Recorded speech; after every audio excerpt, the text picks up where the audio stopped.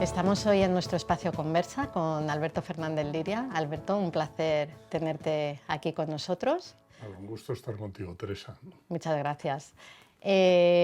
Nada, nos queremos acercar a ti para hacer un recorrido de toda tu vida profesional, de toda Santo tu cielo. larga y fructífera vida profesional. Y también probablemente que podamos descubrir al público que nos escucha con algunas pequeñas cosas de tu biografía que son más desconocidas, o que por lo menos a mí, para preparar esta entrevista, pues la verdad es que sí que, bueno, pues me ha gustado conocerlas. Alberto, eres psiquiatra, Sí. no hace falta presentarte. En tu última trayectoria laboral tu última y larga trayectoria laboral, has sido jefe de servicio del área de gestión clínica y salud mental del Hospital Príncipe de Asturias, de Alcalá de Henares. Sí. También has sido un apasionado de la transformación social y has participado activamente en todos los cambios relacionados con la salud mental, y yo creo que también con muchos movimientos sociales en tu juventud, ¿no? Sí, en más intentos de cambio que en cambios, pero sí. Bueno, pero seguro que hay Sí. más de los que bueno, tú pensabas, ¿no?, a la hora de estar en ellos. Además, has pertenecido también como miembro activo, como presidentes de muchas asociaciones profesionales, ¿no? Y has estado también muy implicado en la supervisión y atención a todo lo que es la salud mental. Muy de cerca has seguido esto, a pesar de ser un gran planificador de los servicios de salud mental. Pero ahora sí que me gustaría comenzar casi como desde el principio, ¿no? Pues vamos al principio. Pues venga, cuéntame tu historia desde el principio. ¿Cómo te planteas ser psiquiatra? ¿Cuándo te lo planteas? ¿Cómo llegas a la psiquiatría? No, yo me planteo ser psiquiatra muy pronto. O sea, yo me entero en el colegio de la existencia de Freud, realmente de Freud y de Marcuse, que era bueno, pues un autor cuyos libros tenía mi padre andando por casa. Y con este conocimiento es el momento también de desarrollo de todo lo que fue la antipsiquiatría, y es el momento en el que hay algún autor español que desde la psiquiatría está diciendo cosas sumamente interesantes sobre la situación social y política, y está participando activamente en ella. Me refiero a Carlos Castilla del Pino, ¿no? Y digamos que con estos modelos, que serían Freud por un lado, los antipsiquiatras por otro y Carlos Castilla del Pino por otro, decido hacer medicina para hacer psiquiatría. Es para cambiar la situación en la que en ese momento sabía que estaba la psiquiatría, entre otras cosas porque me parecía que la situación en la que estaba la psiquiatría reflejaba muy bien muchas cosas que había que cambiar en la sociedad en general. ¿Y cómo fue ese momento que llegas a hacer la residencia en Leganés, ¿no? Si no me equivoco? Antes también eran 4 años, como ahora. Sí, eran 4 años. Ajá. Y allí te encuentras con personas que son especialmente importantes para continuar con esa trayectoria que tú ya tenías. A ver, yo voy a Leganés por eso. Cuando yo termino la carrera, digamos, había 2 servicios en Madrid, 2 lugares que podían de algún modo representar el intento de generar una visión alternativa de la psiquiatría y poner en marcha algo así. Uno era el Francisco Franco, hoy Hospital Gregorio Marañón, y el otro era Leganés. Yo fui a visitar el Francisco Franco y la impresión que me dio en ese momento es que había mucho conflicto interno, y entonces decidí irme Entre a los Leganés. profesionales, entre los equipos entre los de profesionales, médicos. sí, entre los profesionales del servicio había 2, que era el que estaba buscando reformar la psiquiatría, ¿no? Dentro de ellos había mucho enfrentamiento y me fui a Leganés, donde también había mucho enfrentamiento, pero yo no lo sabía. ¿Y, y el Francisco Franco era monográfico también? No, no, no, no. No, era, Era el Hospital Francisco Franco, era lo que yo Gregorio Marañón. vale, o sea que la unidad de Presumían en esos psiquiatría... años de que era el hospital más grande de Europa. Y lo que pasa es que tenía un pabellón, que era el pabellón de psiquiatría, que dependía de la Diputación, igual que el Alonso Vega, que era el Hospital Psiquiátrico de Madrid, lo que hoy es el Hospital Rodríguez Lafora, Ujú. ¿no? Estos dos dependían no de la Seguridad Social, sino de la Diputación de Madrid. Leganés dependía de la ISNA, que era la beneficencia estatal, es decir, eran instituciones marginales dentro del desarrollo que había entonces de la sanidad. Claro, porque hasta en ese momento, claro, ¿cómo llegan los pacientes? O sea, claro, yo estoy en la estructura de ahora, ¿no? Entonces, en donde los pacientes llegan de atención primaria, ¿no? O sea, la mayoría vienen de atención primaria especializada, de especializada pasan a, bueno, pues a ser atendidos ya en salud mental, pero en aquellos años, o sea, una persona enfermaba con un proceso de salud mental y qué le pasaba a las personas en aquellos entonces, porque no teníamos dispositivos A ver, en aquellos intermedios. años lo que había era una red diferente de la red sanitaria normal para los pacientes con trastornos mentales graves, eran los manicomios provinciales, fundamentalmente eran los manicomios provinciales, que daba una red de un intento de montar que hubo en el siglo XIX, de montar una beneficencia estatal, que esta también se iba a hacer cargo de eso, de la cual formaba parte Leganés, que para mí es importante porque yo trabajé allí, ¿no? Pero fundamentalmente la atención a los trastornos mentales graves se daba desde la beneficencia provincial, ¿no? Desde las diputaciones provinciales a través de los hospitales psiquiátricos provinciales, ¿no? Y allí se accedía directamente, le llevaba a las personas que tenían problemas graves, la policía, desde las casas de socorro de los ayuntamientos, era una auténtica red paralela, ¿no? Para lo que serían los trastornos mentales comunes, lo que había es un simulacro de atención que, que proporcionaban los neuropsiquiatras del seguro, que eran profesionales que ejercían a la vez la neurología y la psiquiatría y que tenían unas consultas de 2 horas para atender cantidades ingentes de personas que acudían allí, ¿no? Es decir, por poner un caso, en Alcalá de Henares, que ahora trabajan 270 y tantas personas, contando a los residentes en la red de salud mental, había 2 neuropsiquiatras de seguro con 2 horas diarias de trabajo de lunes a viernes. Esto es lo que había, ¿no? Y cuando se tenía que ingresar a la gente, Cuando se tenía que realmente... ingresar, ingresaban en los hospitales psiquiátricos. a los- Había alguna excepción. En algunos hospitales, algún hospital clínico tenía camas, el Hospital Clínico de Madrid tenía camas también, eh, y cuando se abrió el Hospital Ramón y Cajal, fue el primer hospital de la Seguridad Social en Madrid que tuvo camas también, pero en la Seguridad Social tenían unidades muy pequeñitas. En general, la, la red de la Seguridad Social, la red del INSALUD, no estaba pensada para atender a nivel de ingreso los problemas psiquiátricos. ¿Y por qué Leganés fue tan paradigmático en esta revolución a la atención a la salud mental? Mira, yo creo que Leganés llegó a ser tan paradigmático porque era completamente marginal. Entonces, Leganés no tenía la carga asistencial que tenía en ese momento el Alonso Vega, que era el hospital de la Diputación, donde se atendían la mayor parte de los problemas provocados por trastornos mentales graves, eh, sino que era un hospital que no tenía una obligación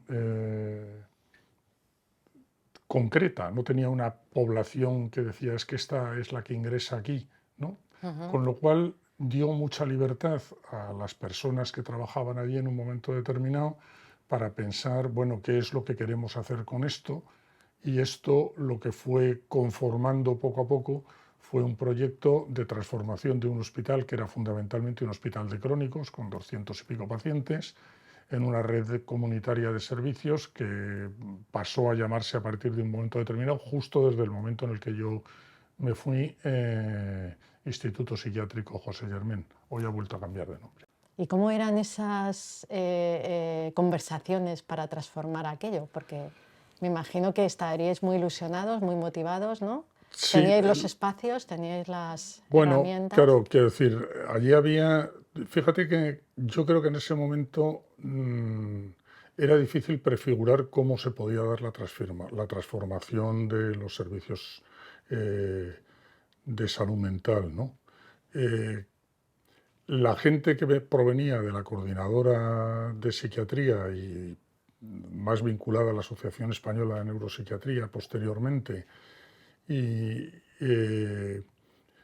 siempre vislumbró la posibilidad de transformación como algo que suponía cambiar los hospitales psiquiátricos, es decir, conseguir que la atención pudiera salir de allí al exterior, ¿no? Que los cuidados pudieran salir a la calle y que se pudiera generar un sistema de atención con la gente viviendo en sus casas. Esa era un poco la idea, pero desde una transformación de los hospitales psiquiátricos y contando con los recursos que tenían los hospitales psiquiátricos. Ujú. Y en aquellos entonces recibisteis presiones, es decir, ¿estaba todo el mundo apoyando la causa de que esto tenía que ir hacia eso? ¿O había homogeneidad Hubo en ese muchos momentos, criterio? no, nunca hubo homogeneidad. Es decir, hubo muchos tiras y aflojas. Yo creo que hubo mucho miedo por parte de la gente que trabajaba en los hospitales psiquiátricos a que un movimiento que supusiera la eliminación de los hospitales psiquiátricos lo que hiciera es dejarlos en la calle. Y entonces hubo muchas resistencias a la transformación provenientes del propio personal De la del hospital, psiquiatría, aparte del de los que hospital. hubo desde fuera, ¿no? Ujú. Pero hubo muchas resistencias. ¿Y para ti cuál fue el hito principal de ese proceso de transformación en el que participaste? ¿Cuál fue? El hito principal fue que aquel hospital, que era de una red paralela, que no tenía objeto en la atención de los problemas más acuciantes de ninguna población en particular, sino que lo que hacía es atender a una colección de personas que tenían problemas crónicos y que llevaban viviendo allí toda la vida, pues asumió la responsabilidad de atender a la salud mental de una población concreta, ¿no? Y se propuso hacerlo huyendo de lo que había sido todo el modelo de la atención asilar de Leganés. Esto fue lo más importante, ¿no? Y en 1986 llega la Ley General de Sanidad, llega el artículo 20, en donde dice que, bueno, que hay que favorecer la salud mental hacia la comunidad, que hay que ir hacia esos modelos, que las personas pudieran ingresar en las unidades de hospitalización de los hospitales, nada de tenerlos recluidos en sitios alejados de los hospitales, ¿no? Y yo creo que esto también fue algo que permitió luego todo ese debate y toda esa transformación que acompañó todo esto, porque Sí, o sea, claro, ese eso, artículo fue muy polémico luego. bueno, a ver, eh, yo creo que ese artículo es un punto de llegada, no es un punto de partida. O sea, ese artículo resume el contenido de lo que se llamaba el documento de la Comisión para la Reforma Psiquiátrica, que es unos años previo. ¿eh? Y esto surge de una comisión que estuvo trabajando para pensar cuáles iban a ser las líneas por las que tenía que producirse la transformación desde el Ministerio de Sanidad, que había estado trabajando años antes y que había estado intentando recoger las ideas que había manejado la coordinadora y que había manejado la Asociación Española de Neuropsiquiatría, ¿no? Entonces, aquello es una síntesis de un acuerdo, ¿no?, de personas que estaban queriendo promover ese cambio, ¿no? Y aparece como artículo 20 de la ley. Podía no haber aparecido en ningún sitio, es decir, el documento se podía haber quedado en un documento de recomendaciones, pero aparece como un artículo de la Ley General de Sanidad, que esa sí que fue súper debatida. Yo recuerdo que nos iban llegando los borradores de la Ley General de Sanidad, cada vez más edulcorados en algunos de los aspectos que hubieran permitido consolidar un sistema nacional de salud más sólido y más vinculado a lo público, y en un momento determinado pues aparece el artículo que dentro de los medios en los que se discutió fue relativamente poco discutido, es decir, toda la discusión había sido previa, ¿no? Y yo por ahí, bueno, un poco más, pero en los años 94, 95, cuando llegaba al mundo de la salud mental, me encontré con un debate bueno, de muchos psiquiatras que estaban como muy en contra de los dispositivos intermedios, ¿no? A favor de las camas hospitalarias, ¿no? Dispositivos intermedios que en aquellos momentos eran muy incipientes porque la red de servicios sociales estaba todavía poco desarrollada. En el 89 fue el primer CRPS, que fue precisamente en Alcalá, en tu área, ¿no? Y yo recuerdo que me encontraba con aquel debate, ¿no? de mucha gente que seguía defendiendo que frente a los dispositivos intermedios, los dispositivos en la comunidad, que lo que tenía que haber, o sea, lo que tenía que seguir estando son más dinero para camas, ¿no? Sí, o sea, esto Yo fue creo que así. a día de hoy eso ya no existe, ¿no? ¿O existe? Mira, no estoy tan seguro, quiero decir, porque Yo es soy muy que optimista, entonces. sí, porque fíjate, o sea, yo creo que eso tiene que ver, hay una idea que en ese momento se acaba convirtiendo, que está consagrada en ese cuaderno, me parece que era número 28 del PSOE, donde se establecen cuáles son las líneas por las que luego va a tirar la reforma, ¿no? Que es esta idea de que la psiquiatría es una especialidad como cualquier otra. Y la psiquiatría es una especialidad como cualquier otra porque la enfermedad mental es una enfermedad como cualquier otra, y esto es muy bueno porque eso hace que las personas que decimos que son enfermos mentales tengan los mismos derechos que el resto de los enfermos, ¿no? Esa era la idea, y esa idea yo creo que nos acabó pareciendo buena a todos de entrada. Claro, esa idea en algunos aspectos fue un desastre, ¿no? Es decir, y uno de ellos es este. O sea, otras especialidades no tienen centros de rehabilitación, visitas domiciliarias, no tienen este tipo de cosas, ¿no? Claro, nosotros tampoco tenemos quirófanos. Es decir, o sea, Ni aparatos sofisticados, ni ¿no? aparatos Con los que... sofisticados, ¿no? Quiero decir, entonces cada uno necesita lo que necesita para poder hacer su trabajo, ¿no? Pero durante mucho tiempo se pensó que lo que teníamos que tener es lo que tenían las otras especialidades médicas, y las otras especialidades médicas tenían camas, consultas externas, y se acabó. Y una laxa y remota relación con la atención primaria, ¿no? Y eso en momentos determinados bueno, pues ha sido muy potente, y yo creo que ha hecho mucho daño en el desarrollo de los servicios de salud mental. Bueno, yo eso sí que creo que a día de hoy sí que estamos en corrientes que siguen defendiendo eso, ¿no? O sea, hay los modelos estrictamente biológicos, ¿no? O sea, biomédicos, ¿no? Que se centran solo en, bueno, hoy en día muchas de las consultas de psiquiatría siguen estando solo para aumentar o disminuir medicación, ¿no?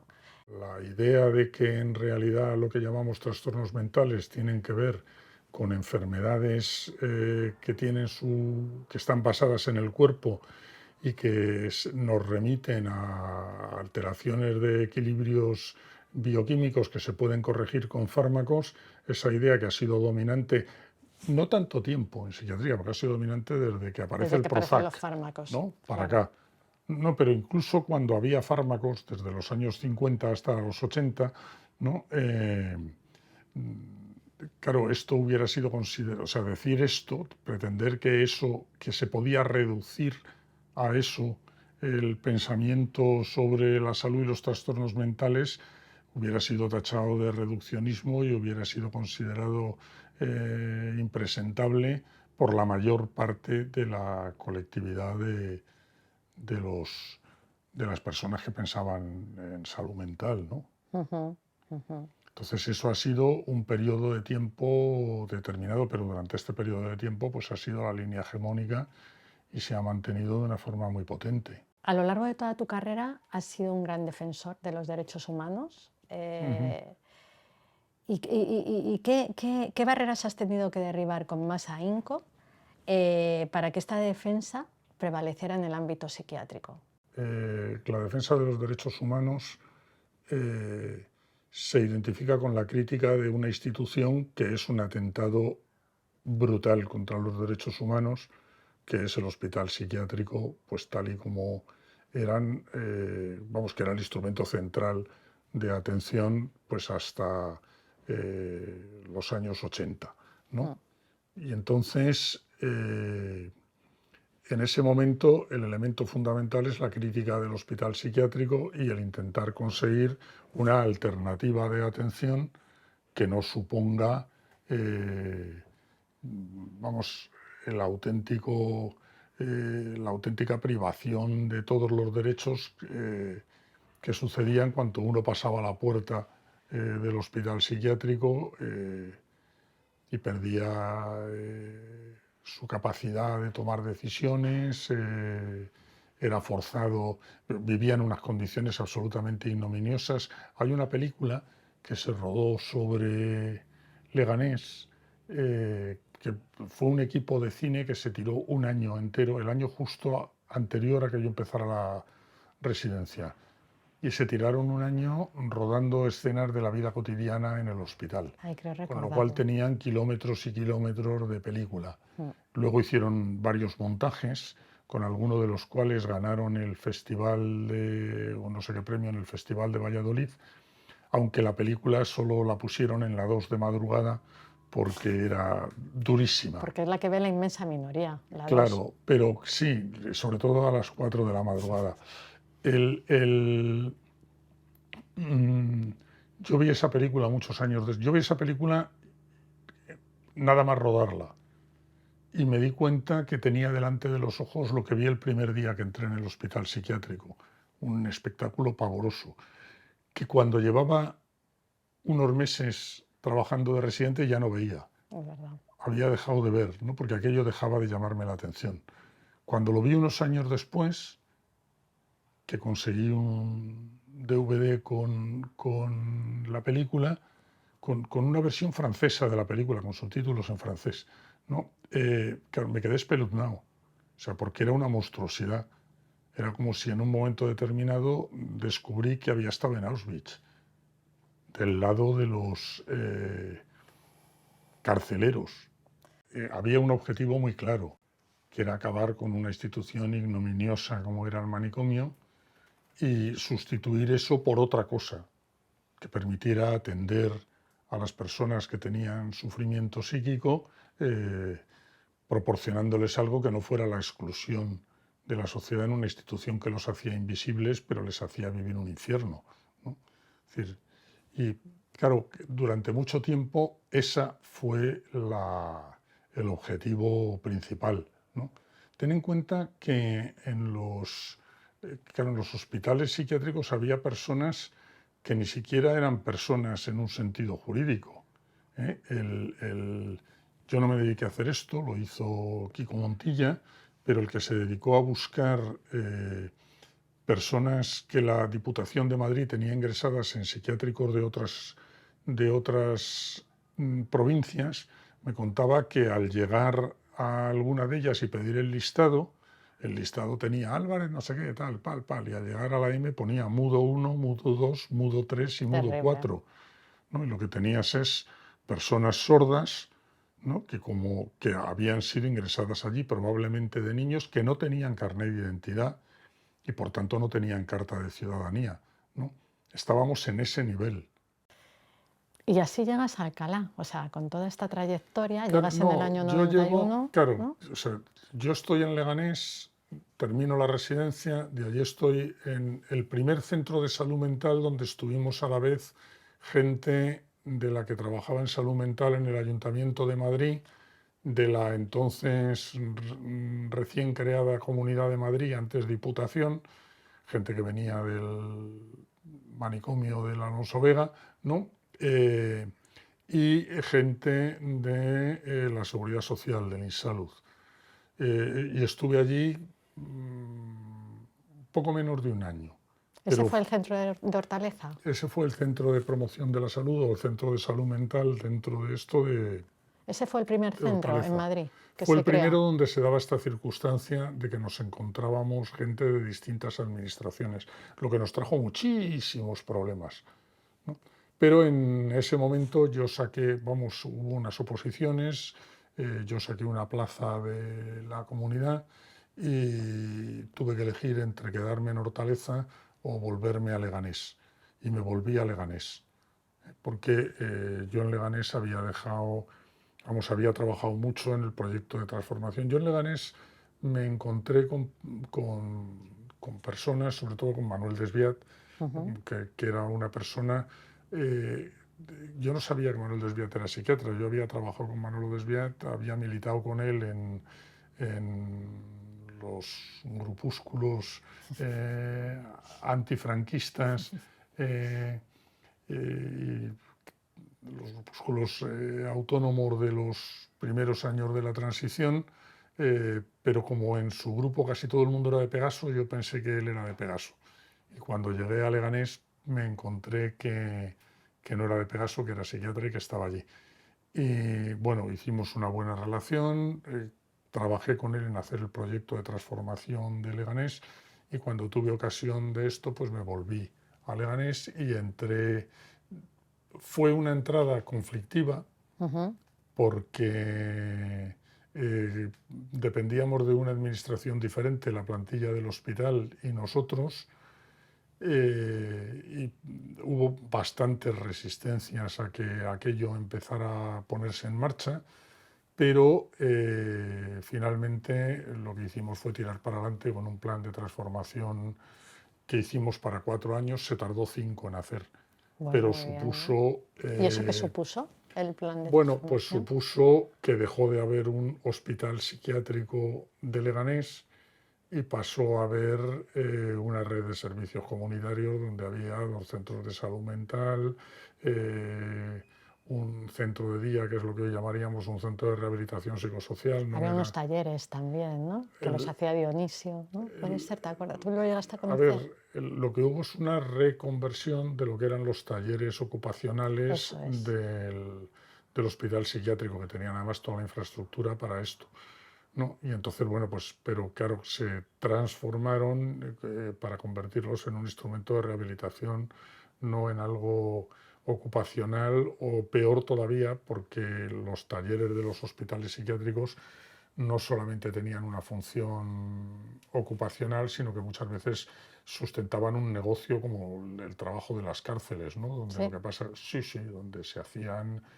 trabajos sumamente insalubres, yo qué sé, montar con pegamento, con disolvente, cajas de cartón, ¿no? En naves que no cumplían ni en broma los criterios sanitarios y tal, o coser balones de cuero con, o sea, el, era todo el tema de la laborterapia en los hospitales dio lugar a alguno de los grandes escándalos de los hospitales psiquiátricos en España en ese momento. De hecho, mucha de la plantilla de Leganés venía de un sitio donde estalló un escándalo por esto, que es del psiquiátrico de Alcoete, que tenía vamos, la mayor actividad de laborterapia y por tanto de venta de objetos producidos A costa del a costa trabajo del de trabajo de unas las personas personas que que estaban allí. cobraban 3 cigarros, ¿no? Allí. Entonces, bueno, lo que te quiero decir es que allí se produjo la transformación de Leganés y en un momento yo estuve en el equipo de dirección de Leganés y salió la posibilidad de ir a montar, tal y como yo lo veía, era montar Leganés En en Alcalá de Alcalá de Henares. Henares, ¿no? Lo que pasa es que era totalmente distinto porque la transformación de Leganés suponía coger algo con una cantidad Una importante de historia, recursos, ¿no? era un hospital, Mm. ¿no? Que tenía pues, cuidadores psiquiátricos, calefactores, electricista, psiquiatras, psicólogos, trabajadores sociales, terapeutas Estructuras, ocupacionales, ¿no? Tenían tenía todo estructuras. esto y eso había que cambiarlo. Había que cambiarlo asegurándole a todo el mundo que no se iba a quedar en la calle. O sea, había que montar algo que tuviera el mismo número de calefactores y el mismo número de electricistas, ¿no? Por eso la residencia y todas estas cosas. Pero había que reconvertir esos recursos en otra cosa para cumplir otra función diferente. En Alcalá era un poco más como, había que hacer un poco más de magia porque no había nada. Y entonces había que conseguir por el procedimiento que fuera que los recursos llegaran, pero el esquema que yo tenía, el que yo dibujaba cuando hablaba con los, era el mismo, ¿no? O sea, lo que se trataba es de poder llegar a tener un sistema de atención que tuviera la entrada por atención primaria, que tuviera a continuación los centros de salud mental, que desde allí pudieran utilizar recursos como el hospital de día o la hospitalización domiciliaria o este tipo de cosas, que pudieran utilizar recursos de rehabilitación, etcétera, etcétera, ¿no? Era este esquema como en columnas que iban de lo más sanitario a lo más social, que estaba dotado en Leganés y que estaba en proyecto, era el mapa sobre el que ir colocando las piezas que iban llegando en Alcalá de Henares, en el año Estarás 91. bien orgulloso, ¿no? De lo que has conseguido. No lo sé. Fíjate que o sea, creo que se han conseguido cosas, es decir, claro, o sea, si lo que veo es la película espeluznante del manicomio de Leganés, pues claro, creo que sí que se han conseguido cosas muy importantes. Pero si lo que miro es lo que es la práctica actual, o sea, nuestra práctica actual, la práctica en la que, claro, lo que me doy cuenta es que hay muchas cosas que cambiar, hay muchas cosas que casi me gustaría pensar que cuando las vean grabadas los que ahora las han conocido haciendo la residencia y porque es lo que hay, cuando las vean con la misma perspectiva que vi yo la película de Leganés, les Les entre el parezca mismo espanto, espeluznante. ¿no? Y digan, pero esta gente cómo podía atar con correas a alguien en la urgencia del hospital. Esto es lo que me gustaría que pasara. Bueno, Está muy un bien. poco Ese triste. espíritu incansable de lucha, yo creo que está muy bien y además impregnarlo, ¿no? En la gente que está próxima, pues eso, que son responsables y que tienen cierta mano, ¿no? Aunque implique también mucho desgaste, ¿no? Como lo que me imagino que tuviste tú. Porque además tú llegas a Alcalá de Henares sin unidad de hospitalización, es decir, tú no tenías ningún sitio para ingresar a tus pacientes, ¿no? Estaba un Fíjate, hospital sin unidad de hospitalización. Es sí, una... había un hospital sin unidad de hospitalización. Mucho peor. Había un hospital que tenía construida una unidad de hospitalización que no estaba dotada. Y que iban pasando gerentes tras gerentes y contándome que no era prioritario el abrir la unidad de hospitalización, ¿no? ¿Y qué hacía la gente cuando estaba mal? O sea, Pues la cuando gente tenía cuando que ir a estaba mal ingresar. ingresaba en el Alonso, vamos, en el Alonso Vega, que ya no se llamaba Alonso Vega, se llamaba entonces Hospital Psiquiátrico de Madrid, en los Bellos el Rodríguez de la Fora, a 53 kilómetros de Alcalá de Henares. O sea, era un disparate. Lo que pasa es que era un disparate, pero era un disparate cómodo. Eso lo pagaba la Comunidad de Madrid, el hospital era del Insalud, y bueno, pues eso era una situación que resultaba cómoda y entonces nadie se animaba a desbloquearla. Por otro lado, abrir un servicio de psiquiatría con las camas y todo esto, pues le parecía a todo el mundo que era algo que iba a traer problemas, ¿no? Y entonces, pues los gerentes se resistieron como gato panza arriba, todos los que fueron pasando por allí, hasta que en un momento determinado la presión ciudadana, la presión sobre todo de la Asociación de Familiares, de APISEP, eh, Abanderó hizo esa causa, ¿no? necesario tomar esto. En algún momento hasta llegaron a cortar la La carretera de Centro-Oeste. Barcelona ¿no? Para presionar en este sentido. Yo creo que en el momento en el que cortaron la carretera de Barcelona yo estaba en el quirófano, Sí, no fuera a porque decir si no te nadie. hubieras ido a la carretera, seguro. No, no, no es porque hubiera, claro, por supuesto hubiera ido a la carretera, no, pero como estaba en el quirófano no podían decir que lo estaba organizando yo. Ah, bueno. Yo creo que el caballo de Troya eh, de los años del inicio de la reforma era aquello de que la psiquiatría es una especialidad como cualquier otra, que alguien formulaba diciendo la psiquiatría es como el resto de la medicina, ¿no? Cuando yo creo que realmente, o sea, eso hubiera sido bonito si hubiera pasado también que el resto de la medicina hubiera sido como la psiquiatría o como la atención a la salud mental, ¿no? Ujú. Porque en salud mental es evidente que no contar con todos los determinantes sociales y con todas las intervenciones sociales que pueden cambiar completamente la vida de las personas que tienen problemas, no contar con eso es una locura, ¿no? Pero es que en la diabetes también, ¿no? Y que la idea es vamos a ir a los hospitales generales, abandonando los manicomios y tal y cual, y bueno, vamos a entrar en cosas que suponen, bueno, pues entre otras cosas, que las personas a las que tratamos van a ser vistas con respeto, etcétera, etcétera. Eso es lo que pensábamos. Pero también vamos a llevar una visión de la salud en general, que es una visión que tiene que ver con los determinantes sociales, que tiene que ver con la vida de la gente, que tiene que ver con las personas, ¿no? Ujú. Eso es lo que pretendíamos llevar a los hospitales. Ujú. Se nos quedó en el aparcamiento de los hospitales la mayor parte de las veces, ¿no? Pero, pero eso es lo que tendría que haber pasado. ¿Y a ti cómo te parece que se tiene que seguir trabajando para eliminar las prácticas coercitivas?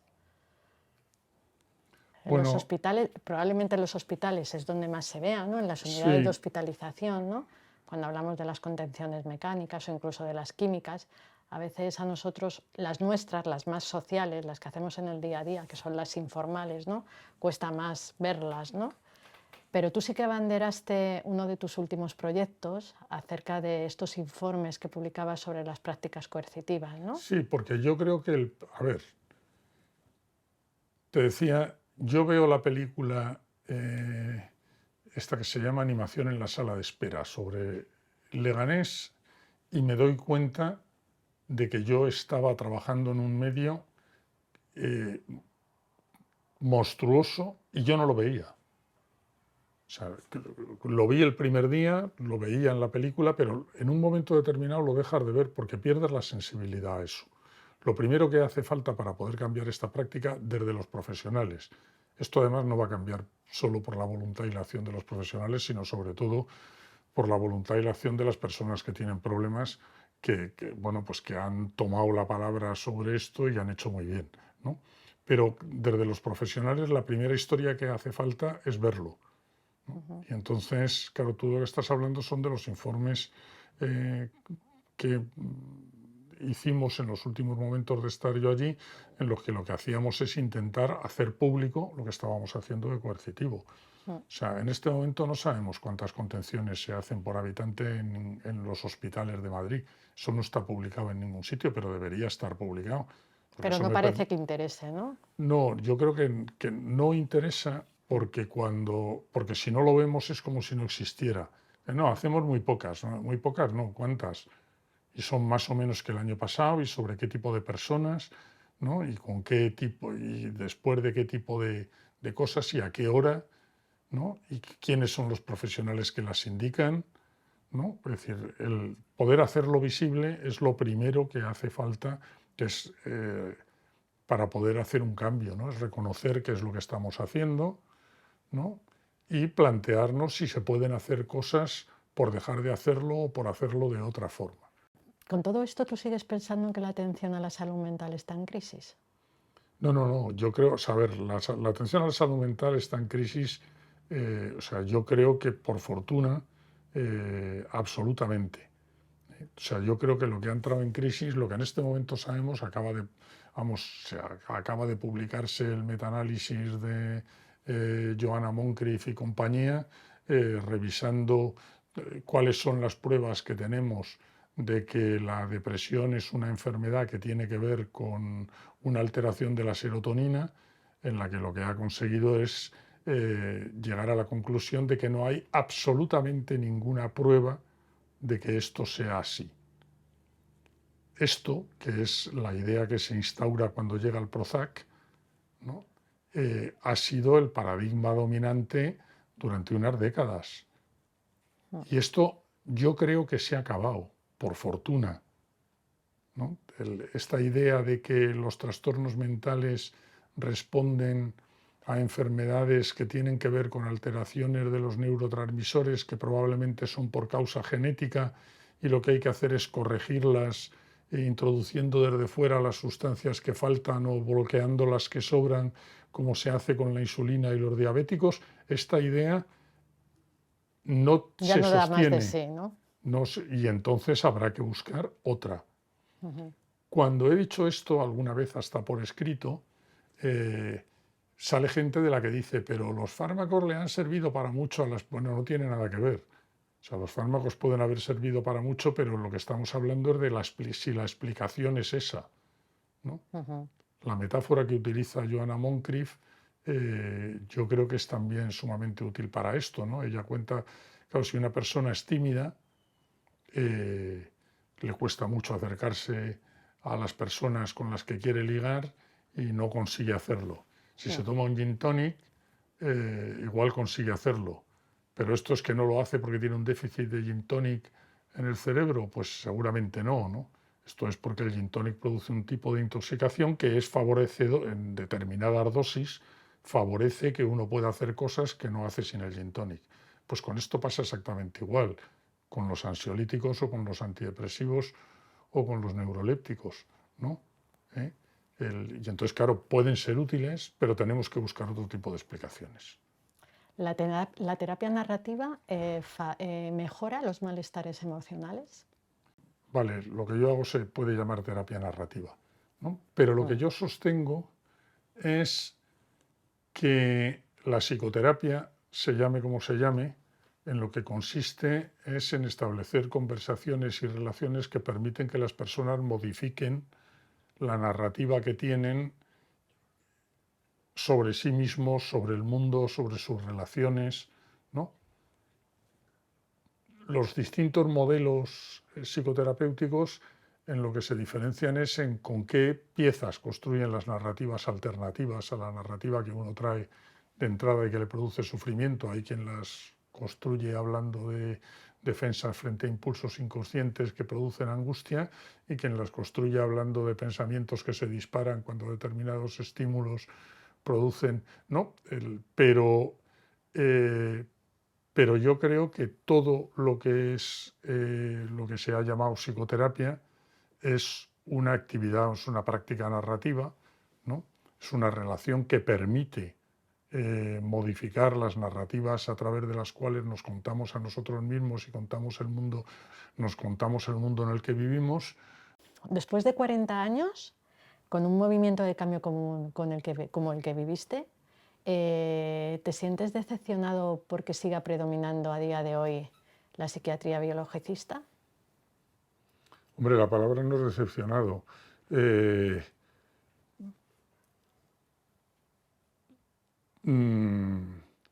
claro, me siento preocupado porque esto suceda y un poco aliviado porque me parece que estamos en los últimos estertores del reduccionismo biológico, ¿no? Me parece que porque, claro, yo creo que hay que aclarar que de lo que estamos hablando es de un reduccionismo, ¿no? No de la biología. O sea, de biología hemos aprendido bastante, ¿no? Casi todo lo que hemos aprendido nos lleva a darle importancia a las relaciones, al desarrollo, ¿no? Eh, pero eso no tiene que ver con lo que es la idea central de lo que podríamos llamar el reduccionismo biológico, que es de las enfermedades debidas a déficit de sustancias que tienen una base genética, ¿no? ¿Vemos malos donde solo hay enfermos o enfermos donde solo hay malos? Esto es una cosa tuya, ¿no? Que Sí, pusiste en su sí, momento. sí, lo decía. eh, yo creo que eso lo escribí en un momento en el que yo era presidente de la Asociación Española de Neuropsiquiatría y cuando se descubrió una historia de estas monstruosas de un hombre austríaco que había tenido secuestradas a sus hijas y, bueno, en fin, y las había violado, tenía hijos con ellas durante años, ¿no? Era una historia. Y inmediatamente me encontré recibiendo llamadas de los periodistas preguntándome, eh, claro, qué enfermedad mental, qué trastorno tenía esta persona. Y claro, me encontré teniendo que contestar que esta persona no tenía ningún trastorno, ¿no? Que esta persona era una persona malvada, ¿no? Y claro, que lo que sucede es que cuando nos empeñamos en que donde lo que tenemos es personas malvadas, ¿no? Lo que hay son personas enfermas, luego cuando nos cuentan que le han hecho un diagnóstico de esquizofrenia paranoide a la persona que vive en la puerta de al lado, o sea, pensamos que lo que tenemos al lado es un malvado y corremos el riesgo de acabar como la hija de este señor de Austria, Mm, ¿no? Entonces, no, son dos cosas diferentes, mm, ¿no? ujú. Y eso es a lo que me refería con esa expresión. Muy bien. Claro, la pandemia ha traído hablar mucho de la salud mental, ha traído que ahora cada 2 por 3 tenemos como un aflorar, ¿no? De gente famosa, ¿no? Que se está destapando con sus Ujú. problemas, ¿no? De salud mental. Em, ¿Tú crees que se está hablando bien de la salud mental No, en estos momentos? o sea, No. yo creo que está bien que se hable, ¿no? Entonces empezamos por ahí, Mm, ¿no? Pero no siempre se está hablando bien. O sea, yo creo que una de las cosas que la pandemia ha puesto de manifiesto es que los recursos que tenemos para afrontar los problemas de salud, todos, pero también los de salud mental, no son tan estupendos como para que podamos dormirnos en los laureles y entonces probablemente hay que meter más esfuerzo allí, ¿no? Pero seguramente lo que necesitamos no es más de lo mismo. ujú.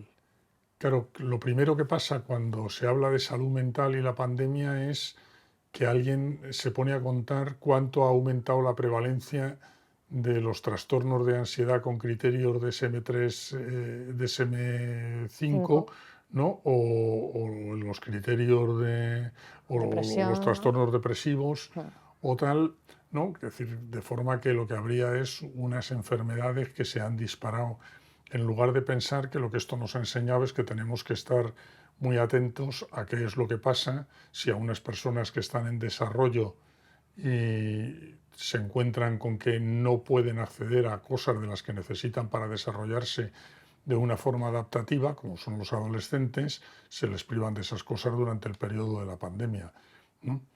Entonces, aquí tendríamos que aprender que nos hacen falta más recursos, seguro, pero que lo que tenemos es que cambiar la forma que tenemos de mirar el problema ujú. también, ¿no? Y no consiste en tener más psicólogos, más psiquiatras, más horas de lo mismo que tenemos, más camas, ¿no? Sino de tener instrumentos que nos permiten ir a las causas de los problemas y no ir a lo que es más rápido eh, y más barato hacer con las personas que se quejan. ¿El futuro son hospitales de comunidad?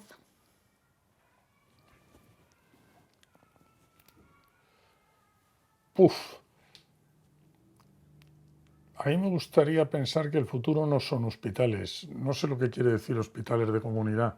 Yo Pues a lo tengo mejor, un amigo que decía que a él le gustaría que la sanidad madrileña fuera una sanidad muy hospitalaria, porque le diera hospitalidad a un montón de gente, ¿no? muy bien. Entonces, si es en ese sentido, puede ser, ¿no? Si es en el otro, no. O sea, Mm, yo creo que lo que ahora mismo necesitamos desarrollar se parece muy poco a los hospitales.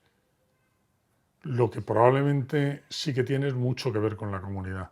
O sea, yo creo que lo que vamos a tener que desarrollar son cosas que van a desenvolverse cada vez más en el domicilio de las personas y cada vez menos en los despachos y menos en el cúmulo de despachos que son los hospitales, ¿no? Ahora te voy a cambiar radicalmente de tema porque Vale, estamos ya llegando al final, ¿no? Pero no me gustaría terminar esta entrevista sin abrir dos temáticas. vale.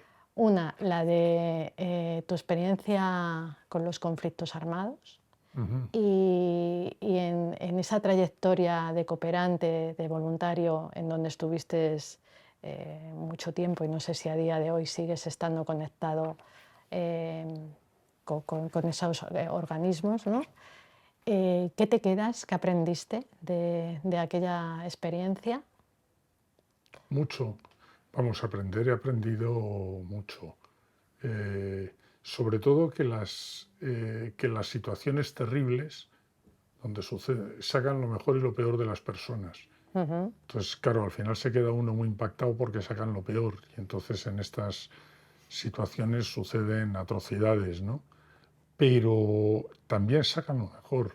O sea, la capacidad de entregarse a poder ayudar y cuidar a otros, y esto que yo he visto en estos lugares de una violencia extrema, tanto en América Latina como en África como en Europa, Mm. no se da en, en las condiciones estas de tanta comodidad donde vivimos normalmente, ¿no? Y luego yo creo que, claro, el contacto con las situaciones extremas, claro, te hace ver lo importante que es lo que te pasa, que son tus experiencias, en cómo organizas tu visión del mundo, en cómo te comportas, en qué es lo que esperas de los demás, en qué es lo que crees que los demás esperan de ti y, en definitiva, en cómo vives a partir de ese momento, ¿no? Ujú. Que es el valor que tienen las experiencias frente a la idea de que lo único que hacemos es eh, expresar lo que viene escrito en el ADN y eso no tiene nada que ver con lo que nos sucede, ¿no? ¿Cómo pudiste cerrar la herida emocional de tu herida física en el conflicto de Bosnia? Pues, vamos, lo primero, yo no sé si las heridas se cierran del todo o dejan cicatrices en general, ¿no? Pero ni siquiera creo que sea de las heridas emocionales que más me han costado cerrar, ¿no? No. No, no porque, claro, al final que te hieran es una cosa que sucede en un momento. Claro, yo tengo, y eso sí me sirvió de mucho. Claro, yo una vez que me trajeron a España estuve 4 meses ingresado en el Hospital Gregorio Marañón. Ujú. eh, a punto de morirme todo el rato. Allí aprendí un montón sobre el funcionamiento de los hospitales y sobre cómo y la existencia del sufrimiento en los hospitales y el cómo lo manejamos. Vamos, poco después de eso volvía, claro, a trabajar en la interconsulta del Hospital de Alcalá y, claro, yo me llevaba allí pues un aprendizaje absolutamente, ¿Te eh, cambió la mirada? sí, me cambió muchísimo. Y ahora abro el otro melón. A ver. ¿Cómo es? Porque claro, yo a Alberto le conozco como mi jefe de servicio del área en donde yo trabajo. Conozco su capacidad para diseñar, para planificar, para darnos la tabarra, para llevar cosas al consejo de financiadores, ¿no? Mm. Pero no conozco a ese Alberto psiquiatra, donde está en su espacio más íntimo, atendiendo a los pacientes. ¿Cómo es? ¿Cómo es Alberto en ese espacio? A ver, lo primero es que yo lo que he tenido durante toda mi vida ha sido mucho interés en preservar ese espacio. De hecho, yo creo que una de las cosas que me facilitan irme a Alcalá desde Leganés es que Leganés se ha convertido en ese momento en una cosa sumamente compleja y Manolo Desviat, el gerente, me está pidiendo que disminuya el tiempo que dedico a la clínica, que eran en ese momento 2 días a la semana.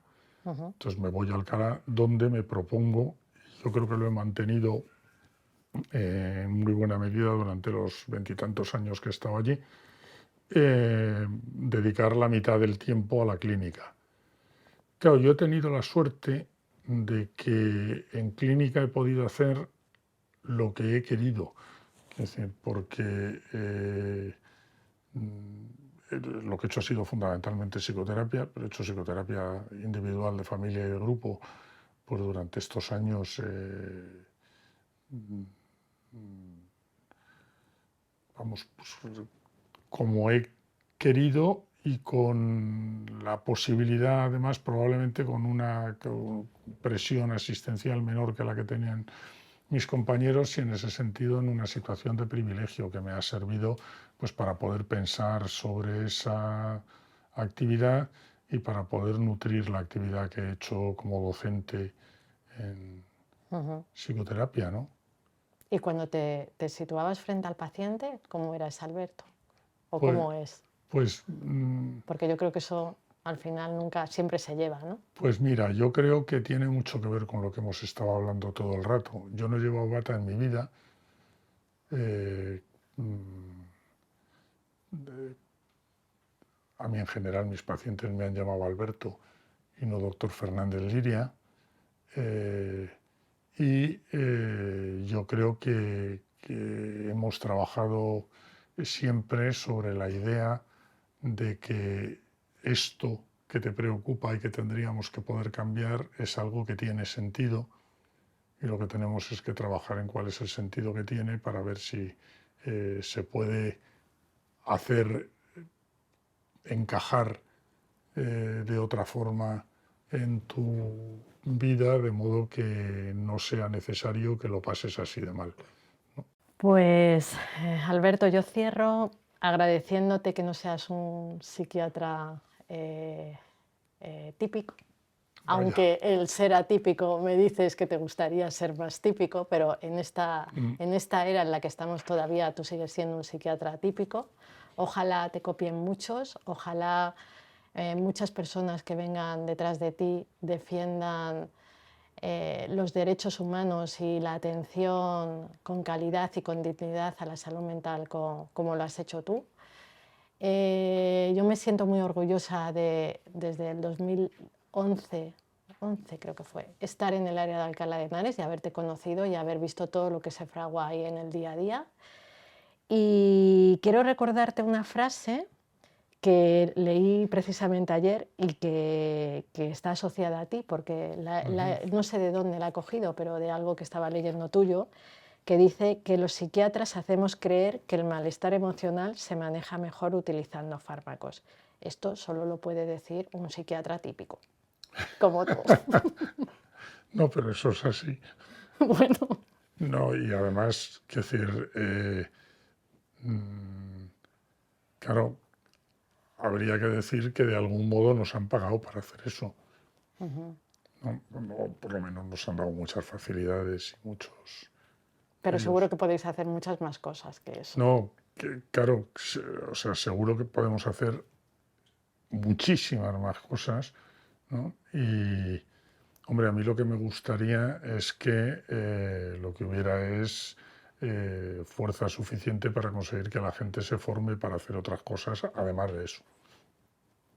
Pues muchísimas gracias. Pues nada, muchas gracias a ti, Teresa.